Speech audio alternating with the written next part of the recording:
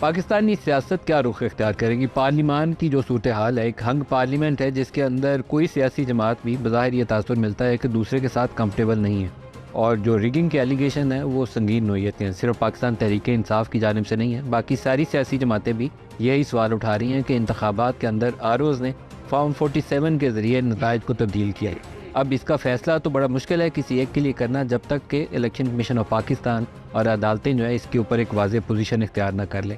لیکن مولانا فضل الرحمان پاکستانی سیاست کی ایک ایسی شخصیت ہے کہ پاکستان میں پچھلے چند سالوں میں جو سیاسی اتحاد بنے یا پولیٹیکل مووز بنی، ان میں ان کا کردار بہت کلیدی رہا ہے۔ پی ڈی ایم بنانے کے اندر بھی روئے رواں یہ تھے جنہوں نے پیپلز پارٹی اور نون لیگ کو اکٹھا کیا، انہوں نے ایک بہت ہی پاورفل پولیٹیکل پوزیشن اختیار کی ہے۔ تو آج کے اس خصوصی پروگرام میں ہم انہی سے جانیں گے کہ انتخابات میں کیا ہوا اور آئندہ پاکستان کی سیاست کیا رخ اختیار کرے گی۔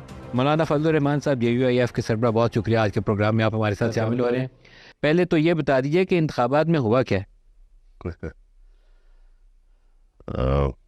طارق صاحب، آپ کا بہت شکریہ جی، اپنے وقت بھی نکالا ہے، اور الیکشن میں جو کچھ ہوا ہے میرے خیال میں کسی سے بھی یہ پوشیدہ نہیں ہوتا، لیکن یہ چوری اور یہ ایسا عمل ہوتا ہے کہ جس کے اوپر گواہ پیش کرنا، شواہد پیش کرنا بڑا دشوار ہوتا ہے، ہر چند جانتے ہوئے کہ یہ کچھ ہوا ہے۔ آپ کے خیال میں چوری ہوا الیکشن؟ سارا چوری ہوا ہے، سارا چوری ہوا ہے حضرت، بالکل سرے سے۔ میں تو حضرت پورے ملک پہ نظر رکھتا ہوں، سب لوگ میرے ساتھ رابطے میں رہتے ہیں، میرے امیدوار میرے ساتھ رابطے میں رہتے ہیں۔ حضرت میڈیا پہ نہ کہنے والی کہانیاں ہیں کہ کس طریقے سے، اور کل میں نے پریس کانفرنس پہ پھر کہنی بھی پڑ گئی کچھ باتیں، لیکن ہم نے باقاعدہ طور پر اس کو مسترد کر دیا ہے، اور ہم اس کے خلاف تحریک چلانے کا اعلان بھی کر چکے ہیں۔ تحریک کیا کریں گے؟ احتجاجی تحریک؟ روڈ گرمائیں گے؟ روڈ کو گرم کریں گے؟ کیا کریں؟ روڈ کو گرمائیں گے؟ تو آپ فیصلے ایوان میں نہیں، میدان میں ہوں گے۔ میدان میں ہوں گے؟ تو پھر تو آپ وہ والی صورتحال کی طرف دیکھ رہے ہیں جو 2014 میں دھرنے کے دنوں میں ہم نے یہاں دیکھی تھی، یا مولانا ایک دھرنا لے کر آئے تھے، اس طرح کی صورتحال کی طرف آپ لے جانا چاہتے ہیں؟ ہم حضرت اس میں بھی دوسروں سے ذرا مختلف ہے۔ جو میں آپ سے عرض کرنا چاہتا ہوں وہ یہ ہے کہ قریب وہی مینڈیٹ جو 2018 میں مسلم لیگ کو ملا تھا، اب ذرا کچھ 8-7 سیٹیں زیادہ ہوں گی، اس سے زیادہ نہیں ہے۔ پیپلز پارٹی کو جو مینڈیٹ اس وقت ملا تھا اس کے کچھ قریب مینڈیٹ اس وقت ملا ہے۔ اس وقت پنجاب میں مسلم لیگ نون لارجسٹ پارٹی تھی، پیپلز پارٹی جو ہے صوبہ سندھ میں لارجسٹ پارٹی تھی، اور دونوں اس بات پر متفق تھے کہ دھاندلی ہوئی ہے۔ دوسری طرف دیکھیں تو پی ٹی آئی تقریباً یہی مینڈیٹ، قریب کے مینڈیٹ کے ساتھ دوبارہ آئی۔ اس وقت ان کو اقتدار مل رہا تھا تو دھاندلی کا الزام لگانا جرم تھا۔ اب جب ان کو اقتدار نہیں مل رہا ہے تو اب ان کے نزدیک بھی دھاندلی ہے۔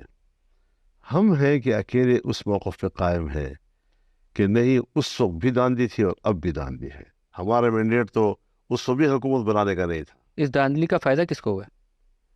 فائدہ حضرت آپ کوئی ایک پارٹی تو بینیفیشری ہو گئی۔ میں یہ گزارش کروں آپ سے، جہاں تک فائدے کے نقصان کا تعلق ہے، تو فائدے میں آپ اس کو دیکھتے ہیں جو کرسی پہ بیٹھتا ہے۔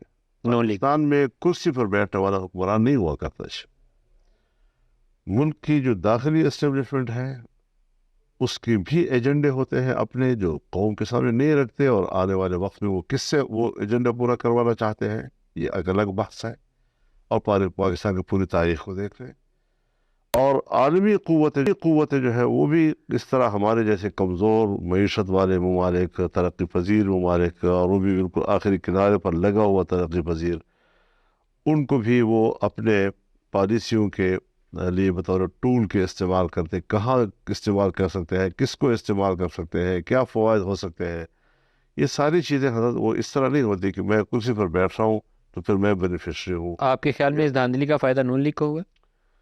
اب بظاہر تو فائدہ ان کو ہوا ہے، لیکن اتنی میں نے کہا نا کہ اتنے ہی میں نیٹ پچھلی دفعہ تھا نا، یعنی حلف اٹھانے کی دلیل یہی تھی نا ان کی کہ پنجاب میں حلف حکومت بنا رہا ہوں. لاہور والی ان کی سیٹ کے متعلق آپ کیا کہیں گے؟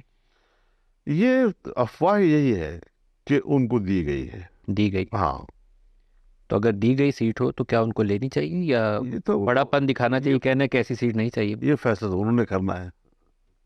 شاید یہ جو حکومت وہ نہیں لے رہے، یہ بھی شاید اسی وجہ سے ہو. خود نہیں لی اور بھائی کو دے دی، اس کی وجہ یہی ہو سکتی ہے؟ یعنی یہ امکان ہے. میں کوئی بات نہیں. آپ پی ڈی ایم کی روئے رواں تھے، آپ نے اکٹھا صدر کیا تھا اس کا روان نہیں تھا. آپ اکٹھا کرنے والے تھے پیپلز پارٹی اور جی اس جی کو، جی جی.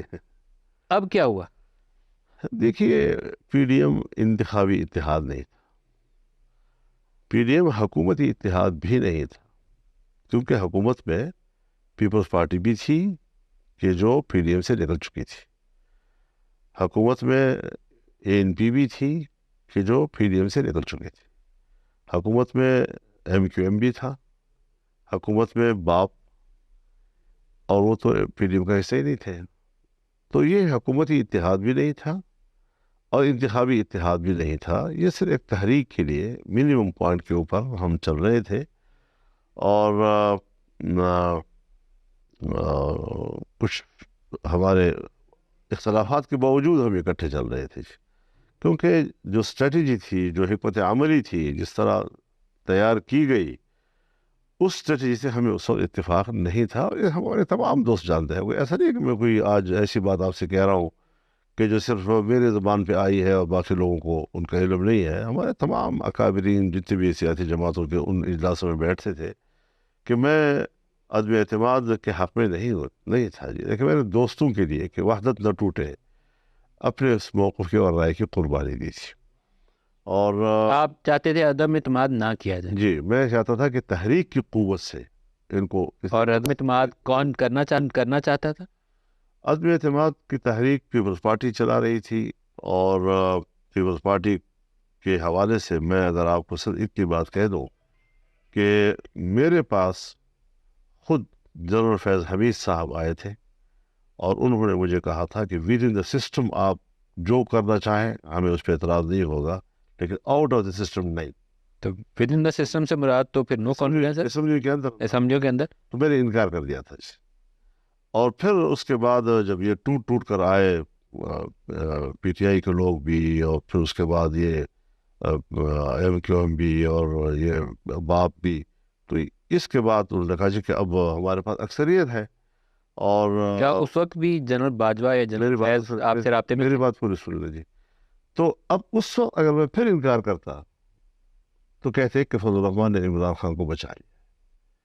تو وہ چیزیں تھیں کہ میں صرف اس لیے آپ کے سامنے ذکر کرنا چاہتا ہوں کہ تاریخ کے اوراق پر حقائق تو کسی وقت تو آئے نہیں. کیا اس وقت جنرل باجوہ اور جنرل فیض آپ سے رابطے میں تھے جب یہ لوگ ٹوٹ کے پی ٹی آئی سے اور ایم کیو ایم اور باپ پارٹی؟ حضرت وہ بالکل رابطے میں تھے، اور ان کی موجودگی میں سب کو بلایا گیا اور سب کے سامنے ان سے کہا گیا کہ آپ نے یہ اس طرح کرنا ہے اور اس طرح کرنا ہے. سب کون تھے وہ؟ سب پارٹیاں، نون لیگ اور پیپلز سب پارٹی. پارٹیاں. اور ان کا نام مت لیں آپ. اور ان کو کس نے کہا کہ یہ کرنا ہے؟ سب پارٹیاں. کس نے کہا یہ کرنا؟ باجوہ صاحب اور فیض حمید صاحب دونوں تھے. کیا کہا انہوں نے؟ یہی کہا کہ آپ لوگوں نے کیا کرنا ہے، کس طرح چلنا ہے، کیا کرنا ہے. نو کانفیڈنس کے حوالے سے دونوں نے، اور سب نے اس کے اوپر ہاں میں ہاں بھری. پھر تو یہ کہنا چاہیے کہ موو جو تھی وہ ادھر سے تھی، تو نون لیگ اور پیپلز پارٹی نے صرف مہر لگا دی. آپ واقعی صحیح صحافی ہیں، آپ نے بات نکال ہی لیا.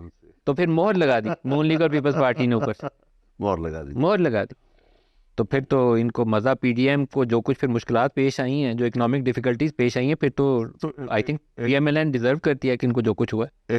اکنامک جو ڈیفیکلٹیز آئی ہے، تو یہی کہا جا رہا ہے بطور دلیل کے کہ جو شہباز شریف صاحب کی حکومت تھی وہ 1.5 سال میں ڈیلیور نہیں کر سکی، اور مہنگائی کم نہیں کر سکی، بڑھتی چلی گئی. ڈالر کی قیمت جو ہے وہ، یہ تو ریئلٹی ہے سر.